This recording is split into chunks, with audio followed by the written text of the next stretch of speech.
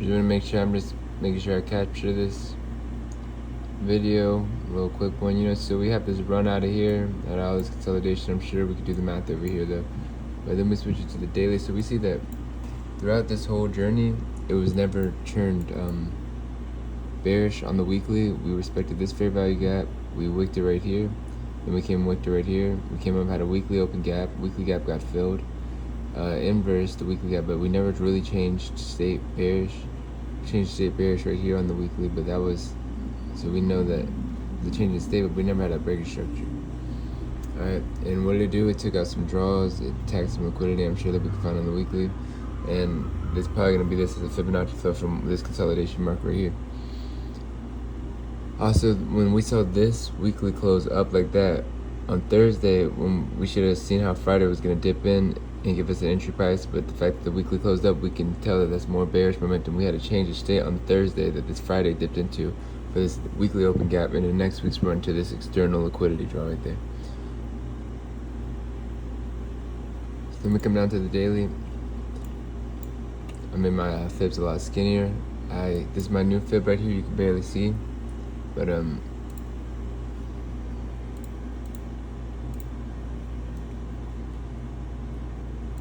that's sexy fib. So this is my regular fib, and then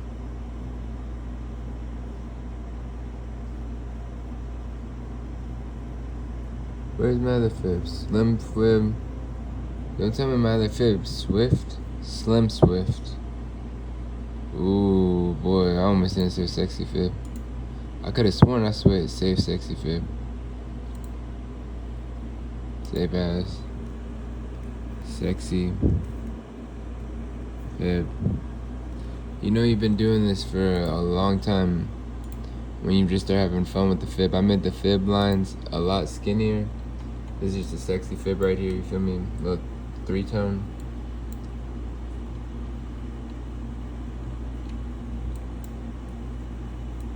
And then we have this fib. So we see how we're bouncing up the we got these down on the close. I'm mainly gonna go to the daily down close. This is a weekly order block though, so we should see if we're returning into that, filling this imbalance, that we should have at least a pretty explosive move out of there. This is our second time returning to that weekly open gap, that weekly order block as well.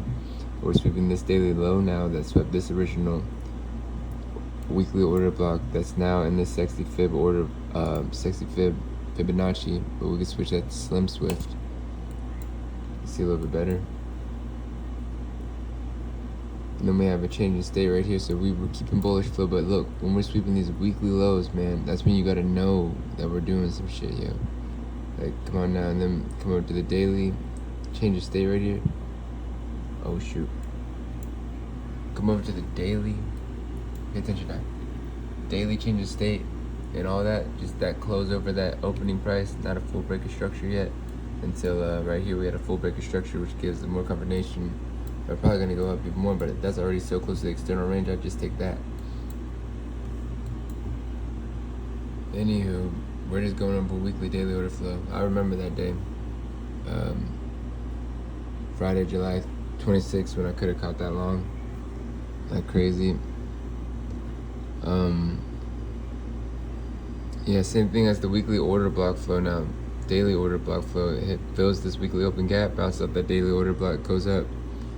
Comes down, same thing again with this being a propulsion daily block, because this now changes state right here, has a fair value gap right there, and it is that's an order block. So the first time it just sweeps this low, and this daily fair value gap dips in, doesn't rebalance it all the way, so then it takes it up back to that high, so that's good propulsion. But then it comes down and still doesn't rebalance this all the way. It takes out some more of that liquidity from this fair value gap that was resting here on the daily. And also, now this time it officially dips into that daily down close series, which I'm pulling a propulsion block because it's coming off of this set of down close candles, which is also coming off of this down close candle. So I'm guessing that has that jump of liquidity, but we can see that after that though, it comes down into this daily down close candle. But after that though, we probably got an SMT right here. We know that the NASDAQ was going down by then, but I need to pull more confirmation out. Starship Space Commander's just trying to make sure he gets a quick note in. You know what? Fly away. Get off, jackass. Anyhow.